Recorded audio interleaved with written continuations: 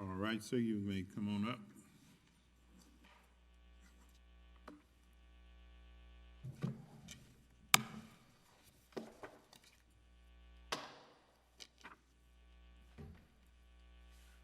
I see my clock's already running, so I'll start. May it please the court. We're here on a denial of a denial by the district court with regard to a qualified immunity issue as to the one remaining officer left in this case, Lieutenant Mike Lewis, as you'll also hear him referred to as Commander today. We believe that the undisputed evidence that was presented to the district court and is before this court, and that the magistrate judge correctly ruled, provided us with a summary judgment on qualified immunity as to Lieutenant Mike Lewis. The presiding judge then reviewed the findings, conclusions, and recommendations, and we believe erred in not properly considering the undisputed evidence that's before the court. As the court will know, I'm stressing undisputed evidence before the court because it's an important thing here. Because we have two judges that basically reached different conclusions on the same evidence. And is there an explanation for it? Yes. The district court, in looking at the evidence that was presented, came up with, for whatever reason, the belief in this issue that Lieutenant Lewis was the one that was actually the lead person on this raid into the house. That is not the facts in this case. There's no evidence to support that. And as I will show throughout my argument today, you will see that he was not the lead person on this SWAT team. He was the commander in charge. And we did point this out in our brief, so it is in our brief. It's central to our appeal because the Fifth Circuit case law, Rogers versus Hooper, which two members of this court are very familiar with, maybe all three, but two were involved in the opinion. That situation is even a little different than the one we have here, because in that case, Hooper was one of the lead people going into the house. We don't have this here. And as stated in the Magnolia case decided by Plaintiff's Counsel, or the appellee, the Fifth Circuit has jurisdiction to decide what legal consequences flow from the undisputed evidence, in this case, the facts. Here, the plaintiff or the appellee never disputed any of the facts cited by defendant in this case. I'll repeat that. The plaintiff or the appellee never disputed any of the facts cited by the defendant in their summary judgment, and never discussed in any way whatsoever any of the actions of Lieutenant Lewis or any of the officers before the SWAT team entered the house. There is no dispute of the facts and no discussion by the appellee of any actions that they felt were improper by Lieutenant Lewis or anyone else on this SWAT team before they entered the house. All the discussion in the amended complaint and in their summary, in response to the summary judgment, was all related to when they entered the house. But on the initial decision, if you will, on which house, I heard you saying, he wasn't the leader of the SWAT, whatever, but as commander, was he not, quote, in charge of discerning which of the houses the SWAT team would enter in the first place? I hear what you're saying about what happens once they're in, but I mean, in terms of figuring out which house to go in, wasn't that Commander Lewis's? It was in part Commander Lewis, and I'm not going to stand before this court in any way at all and say mistakes weren't made that night. There were mistakes made that night, and we stand by the fact that that's something we certainly have to live with. But we have to look at what the undisputed evidence, Judge Stewart, with regard to what did he do? What did he do to determine whether or not he did what a reasonable officer would have done under the circumstances? And that's what I'm here to present to the court, the facts that show, as you'll see the district court, and you've read the opinion, the district court goes into saying, really, this isn't hindsight 2020, and with all due regard to the district judge, that's exactly what this is.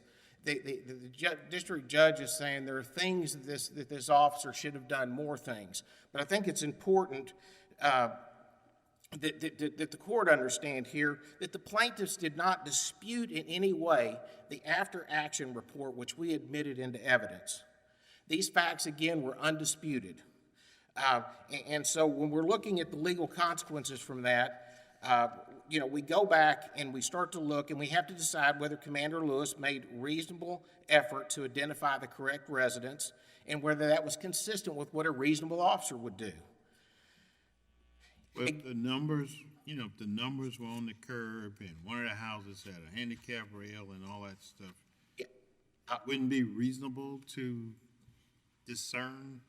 I mean, a reasonable officer wouldn't look at those objective factors to discern the correct house? I mean, that's not, as you say, those factors aren't disputed in terms of where the numbers were and blah, blah, blah, blah, right?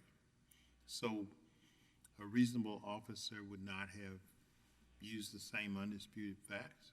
Well, I think there's two things that are important, Judge, to answer that, and I appreciate the opportunity to do that. As in the Hooper case, they noted in great detail the different things that were different from one house to the other, one of them being a large tree in the front of one house, and another, and a covered porch on one house versus not having another, versus the other not having one, and that both the houses had marked numbers. As the court knows, and as I'm attempting to stress to this court, whenever this situation occurred and they came to the house, not anything unlike what happened in Hooper, they were supposed to be led to the correct house. The person leading them to the house in this situation was not Lieutenant Lewis. It was an officer with a different agency that had been part of the task force with the DEA, this was their raid. And he was the Lancaster police officer by the name of Beauchamp. He was the one that was supposed to lead them to the house where the trailer was supposed to be parked in front of the house. He was to stop one house before they would know that they needed to go to the next house. He stops at the house, which the trailer was not at the correct house. It was one off. He stops, he gets out, and he motions for all the officers to go into the wrong house. This is the Lancaster police officer. Lieutenant Lewis is along with other DEA agents in the back of this area. So we have the police cruiser, we have the SWAT vehicle, we have the DEA cars, and then we have Lieutenant Lewis who's further down the street. So to answer the question about looking at the curb and seeing the street number, he wasn't there. He was not right there where the SWAT team was stacking up to go into the house. He was further down. So there was not an opportunity, as the district court suggested he possibly could have looked at the street curb. He wasn't there. He was further down the street. They were being motioned in, by the way, by a Lancaster police officer who was originally a defendant in this case but was dropped out by the appellee at some point during this process. So they were directed to go in. And the suggestion by the district court that this was not a fast-moving, tense situation is simply not correct from the undisputed facts that we have from the affidavit of Lieutenant Lewis to looking at the after-action report. So when that officer incorrectly signaled for these officers to go running into the wrong house, it was Lieutenant Lewis who spotted the fact that he had had a picture given to him a couple of hours earlier from the DEA, and I think it's important to point out his involvement in this case began at 7:17 that night, and this raid occurred somewhere around 10:40 that night. So he notices that something's not right, that the house doesn't look right. He doesn't just simply say, oh, and do nothing.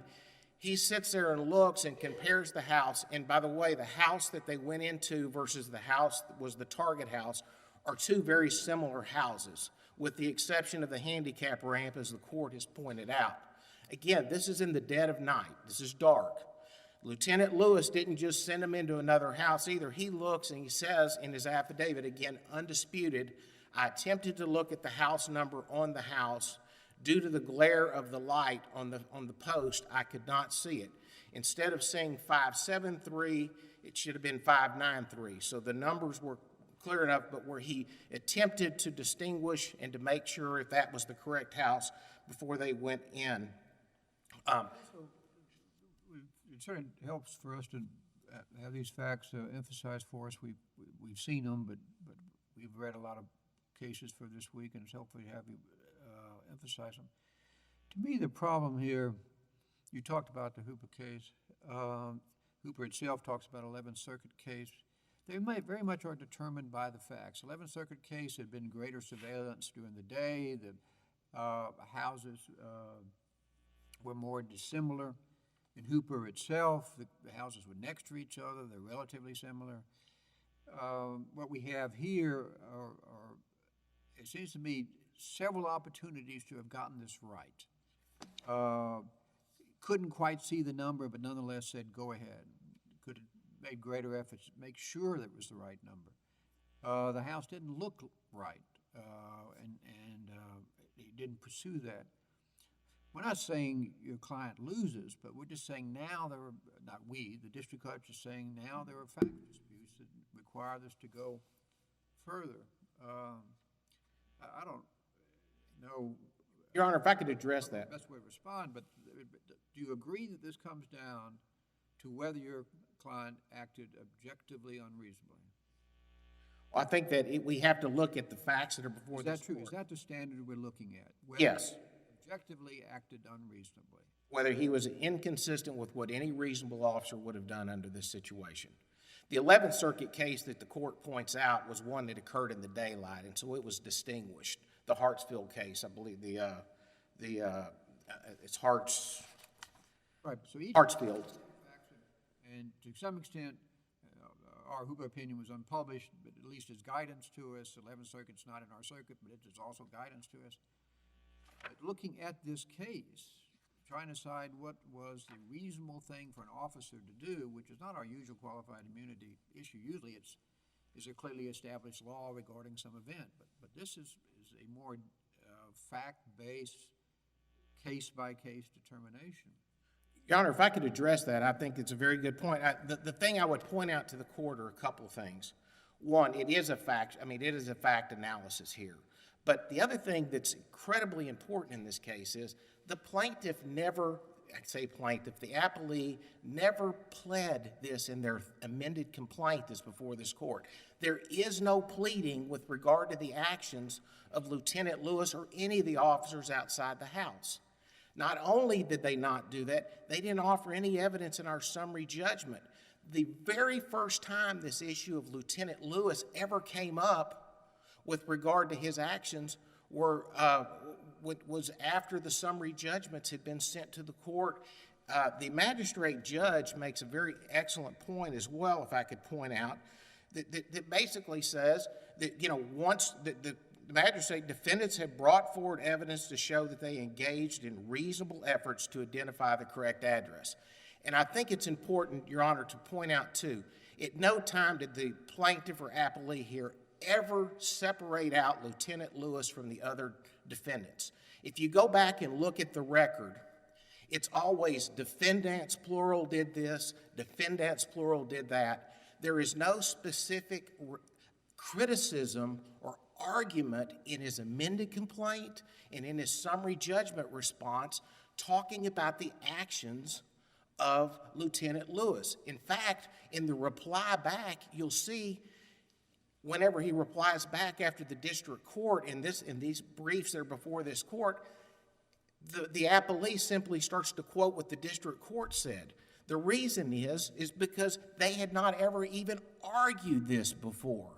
And so I think it's important, and I've tried to set out, and I'm going to run out of time, but I think I'll come back to and point out that the district court magistrate was onto this from the very beginning, and she says, you haven't presented any evidence, Mr. Appellee. It says, plaintiffs generally argue that the 215-page appendix creates fact issues about how the defendants acted incompetently.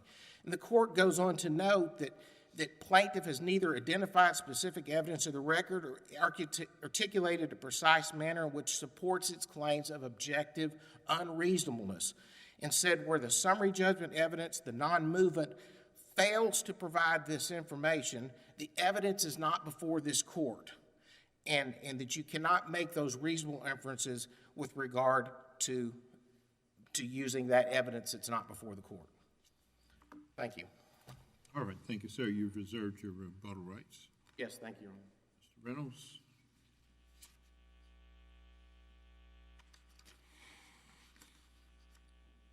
If it please the court, counsel, I'm Ernest Reynolds from Fort Worth, Texas. It's my privilege today to represent the Jimerson Parks family and to try to defend the Fourth Amendment that my father fought to defend at the Battle of the Bulge. He did. And then he was a career federal employee, and he did his best to comply with and respect all of our laws. I was raised in that tradition, and I see here that what we have is a judge that we all know, a learned district judge who has done a very careful job of sorting out the facts, and I believe has made a correct decision. I would like to point out some things about the argument you've just heard, if I might please. First, over and over we've heard that there's undisputed evidence. The only way you can get to that is to accept the evidence as it's interpreted by counsel for the defendants and pay no attention to all of the evidence that we put into the summary judgment record. I would draw the court's attention to some of that is attached as record excerpts in the brief that we have filed. For example, excerpt number 3, the warrant that shows there's no mention of my clients or of the address of their house. Record excerpt number 4, a memorandum about 5 days after the invasion of my client's home from Police Chief Goolsby, who's clearly upset about what has happened. And he sees that there's an error, and he says it should not have occurred. And he sends this to the Internal Affairs Division. That's a decision no police chief makes lightly. That's part of the evidence we put into the record.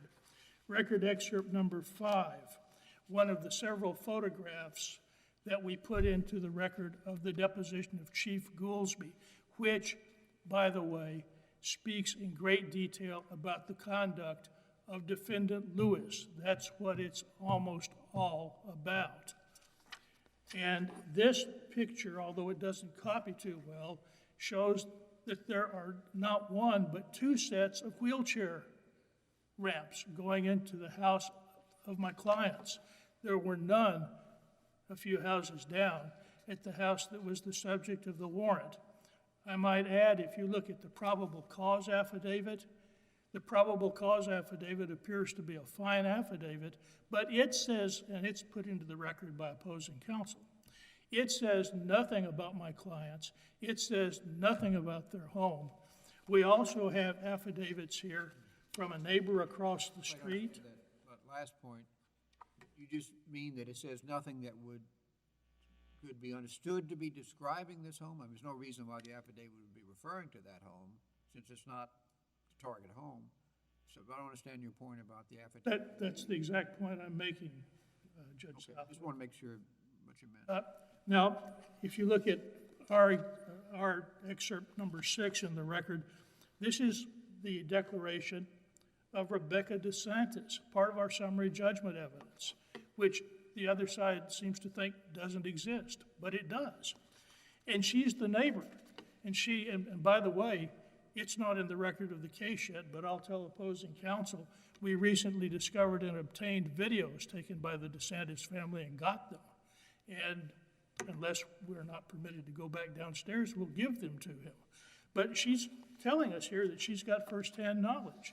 She hears a loud explosion. She's concerned. After a few minutes, she leaves her house. There are police officers in my client's home. They question her, but let her in.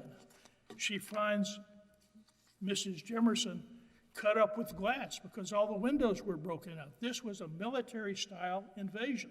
That's what it amounts to. And by the way, as a young man, I was an assistant in graduate school at a school where we started up a criminal justice program, and we were training officers, and I'm not anti-law enforcement. I know we need police, but we need police who act reasonably. And we have proof. I would guide you to our excerpt number 10, and I note to you that in the briefing file before you, none of these things have been challenged. They're all part of the record without being challenged by opposing counsel. This is the detailed index of the deposition of the police chief, where he says that he has no regret about the sanction against Lewis, that Lewis acted unreasonably, that this was something that never should have happened, that there were findings made by the people that did the internal affairs investigation, correctly, I would assert, in view of the plain language of the Fourth Amendment, that this home invasion of my client's home was illegal. This should never have happened. And it was clearly by the admission. Let me stop you there for just a Yes, I'm sorry. We're focusing on the reasonableness of Officer Lewis's action. Damages, what happened when we went inside would be for later. So focusing on what happened and whose fault it was and how Lewis himself acted unreasonably is what we need from you. And it seems to me, one of the things I'm concerned about, I haven't looked exactly how you presented this in the district court, but it's necessary in making claims against officers under 1983 or any people subject as defendants to separate each defendant. It's not a group liability, it's individual liability. I did. So you have this evidence you're talking about, some of which identifies Lewis. But did your actual arguments to the district court on summary judgment identified Lewis and what Lewis himself specifically did? Or are you saying it's all in the evidence? And that's because your friend on the other side was saying the magistrate judge really thought all of these people were grouped together. Is that how you presented? I'm not saying it's fatal, but I'm just asking you to tell me factually. Did you group all these people together in your arguments to the magistrate judge and then No. the district? First of all, because we couldn't get any information at first, but we knew that Lewis was involved, we sued him first and talked in detail about his conduct in the original complaint. Later, we had the names of other officers and we added them. At the summary judgment stage, we had the deposition of the police chief, Goolsby, which, as I pointed out, is summarized in our record excerpt 10. We put that into the record. We were able to talk about Was this what he full-fledged? Did you have full-fledged discovery? No. Limited discovery? I'm sorry. limited to qualified immunity. Pardon me? Was this full-fledged discovery, or was this discovery limited to the issue of qualified immunity? It was kind of neither. We didn't get any discovery until finally we had a hearing, and the hearing transcript is in the record, and the judge said I could basically take a deposition of someone who wasn't going to be a party, but by that time we were being herded along quickly to a summary judgment proceeding in the blind with no discovery. I had sent written discovery, which was objected to and not answered in substance. Was there a motion to dismiss based on qualified immunity? There was a summary, if you're talking about like a 12B motion, Yeah, was there a motion to I re- dismiss based on qualified immunity? And regardless of what happened to it, I know summary judgment is ultimately what happened. I'm just asking, was there an initial motion to dismiss? as I recall, there were lots of early motions. We were flooded with them, and it was I'm asking because the confusing, but I think procedure it was has been clarified by. I think it was a Rule 7, I think it was called a Rule 7 motion, which is a little unusual, but it does happen in the Northern District. But the real action on this that got us to the point of coming to this court was a summary judgment motion to clean the slate, and a magistrate who granted it without any argument, and then I filed a motion to the district court asking for reconsideration, and I was frankly very thankful, and I will also say very surprised, because I know how busy district courts are, that we got this detailed opinion, and that's why I put so much of it in the brief, because it shows that the district judge did exactly what he was supposed to do under the Magnolia opinion and under Rule 56.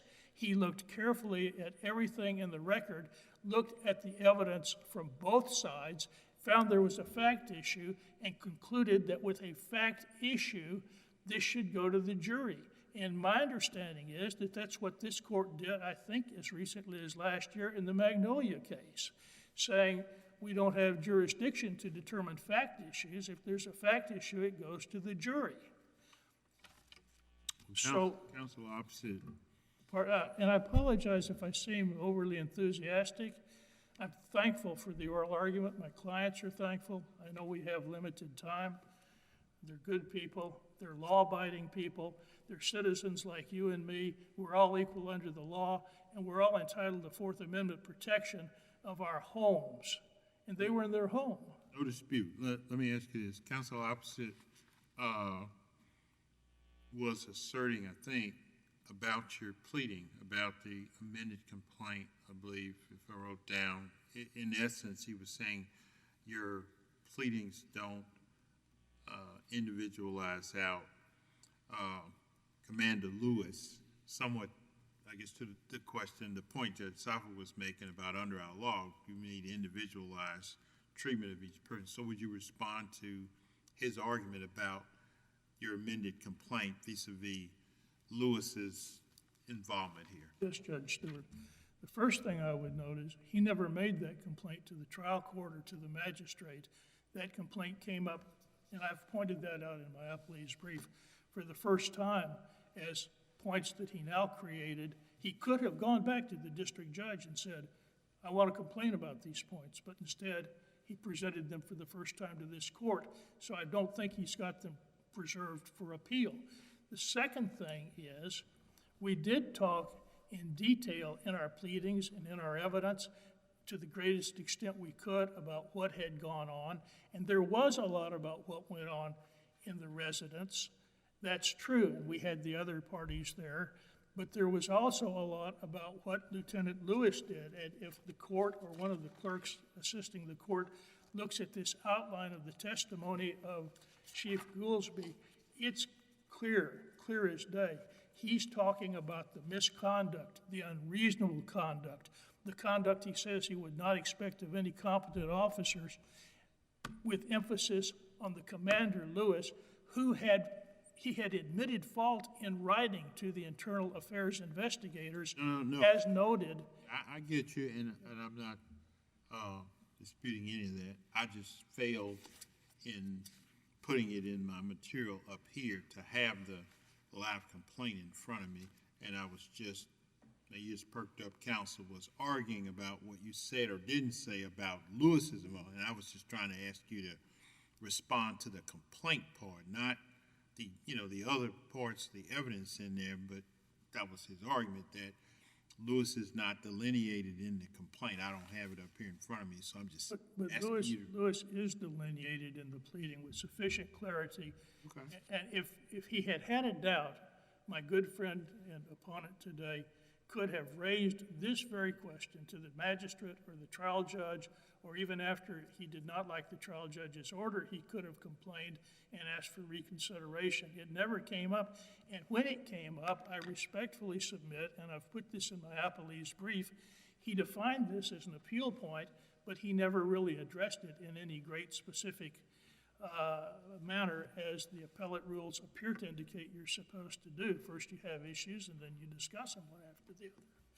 So basically, this is some folks that know they messed up badly, and they did something horrible that should never happen in America, anywhere, to anyone, and it was unreasonable, and no competent police officer of experience would do it.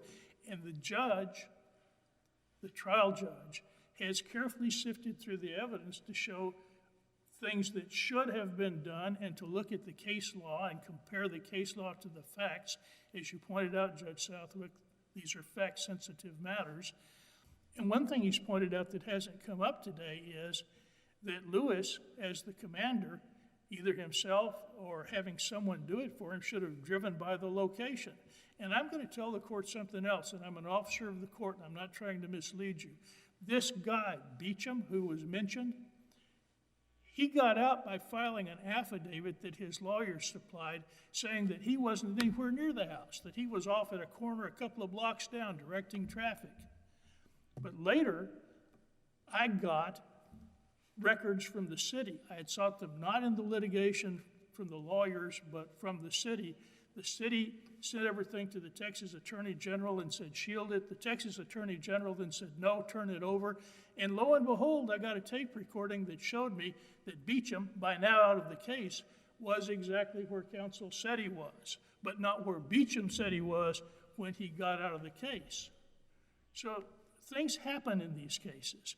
And what we're here today about is whether or not a fair-minded, competent, learned, experienced district judge, who, by the way, as all of you probably know, before he assumed the bench, was the city council in Dallas and knows about police law from all angles, what did he do? And what he did was to comply properly and fully with Rule 56 and to give us an opinion that says, I don't know who wins at trial, but this is an issue of fact that goes to the jury.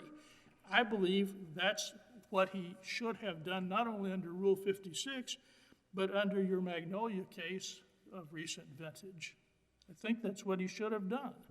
And I hope and sincerely pray that this court will agree and will be given our day in court. All right, counsel. All right, thank you, sir. Thank you very much. My clients thank you, too. They're the ones who are important. I'm just their lawyer. Thank you, sir. We appreciate it. All right, back to you, Mr. Montgomery. Thank you. Again, to re-stress and to conclude on this, the amended complaint, which the court will have a chance to look at, will show that plaintiff does not, the appellee here, does not reference individual defendants and talk about their actions. But isn't that an issue you needed to raise before the magistrate of the district and judge, did you? Well, it was raised before them. It was. And in fact, that's the reason that the magistrate judge, Your Honor, says that, that plaintiffs have neither identified specific evidence in the record nor articulated the precise manner in which it supports their claims that defendant's conduct was objectively unreasonable. Was that raised, did the magistrate judge say that in response to an argument you made, or did the magistrate judge just notice that? We raised those arguments. We did, because it was very apparent that none of this was specific. It was always defendants, and it was always after they entered the house.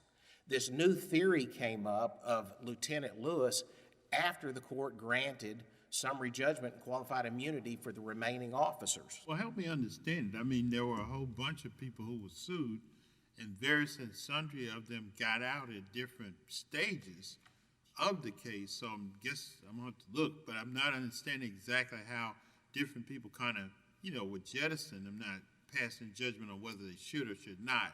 But in other words, you've got some seriatim of people, some of which says, I'm out because of this. You said Lancaster, and then we have others. So how could all of that have occurred if there wasn't some delineation about individuals in the complaint? You understand my question? Yes, I do. And the short answer is the district court judge said, you were the commander, the buck stops here, I think is kind of the wording that he used when he said this isn't a 2020 deal. Well, but that's not my question. I'm coming back to your assertion about all the defendants were just sort of grouped in mass. That was what you argued.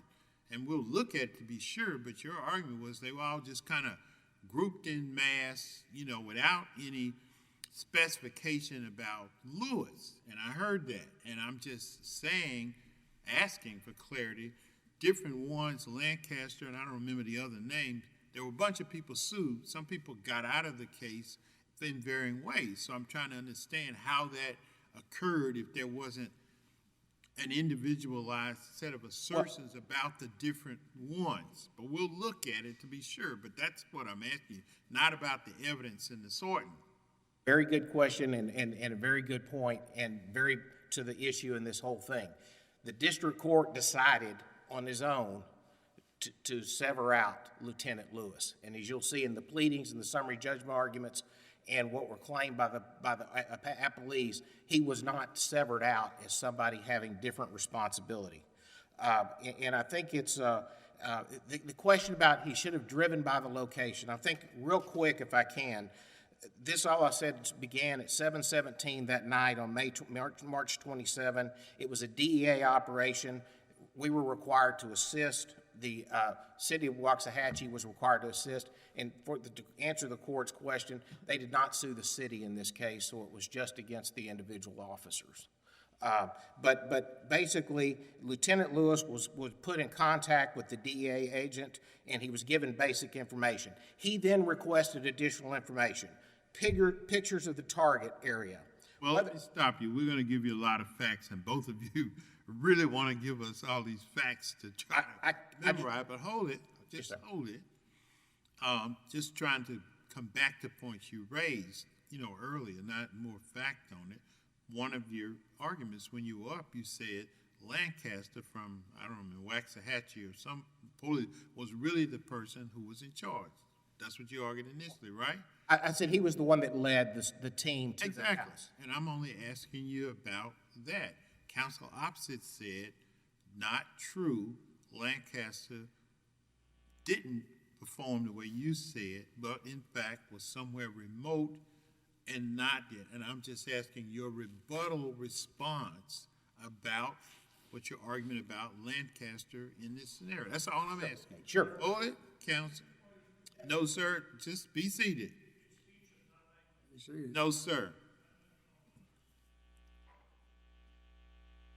Your Honor, may I have a chance to respond? Sure. Okay. I'm not trying to trick you. I'm just, rebuttal is to rebut arguments that were made. And on your opening, you made an argument that Commander Lewis didn't really lead this. And you said where he was located, et cetera, and we heard it. Okay, and to say the Waxahachie police, Lancaster, whatever, was really the one who directed body.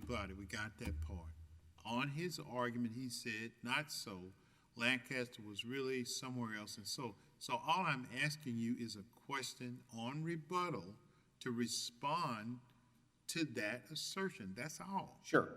So the undisputed facts in this case show that the Lancaster police officer, the city of Lancaster is different than the city of Waxahachie. We have nothing to do with the city of Lancaster. He, in fact, was the only evidence before this court was that Beauchamp with Lancaster was the one put in charge to lead these units and everyone to the correct house. And I believe what counsel was saying, that's the reason he let him out, because he was told he was somewhere else, but he later learned after the fact that he, in fact, was the one that led him to the house and was, in fact, the one that was the lead vehicle. And so the other point I was going to make on that is he keeps talking about why didn't he drive by the house? And I think the evidence that's in the court here is one of the pieces of information that was given to Lieutenant Lewis is that there was real-time surveillance on that house already, and that the DEA gave him the information about the location of the house. So there was not a need to go and find the house, because the DEA, through their agency and through Lancaster, were going to lead us to the house, and that didn't happen. Good stopping point. All right, we appreciate it. Both of you passionately argued on behalf of your clients, and we appreciate the zeal that is expressed. We will look in the record in great detail and try to, sort out what occurred and get it decided as soon as we can. But Thank you for your time. Thanks to both sides for the presentation. All right, the case will be submitted. Yes, sir, you are.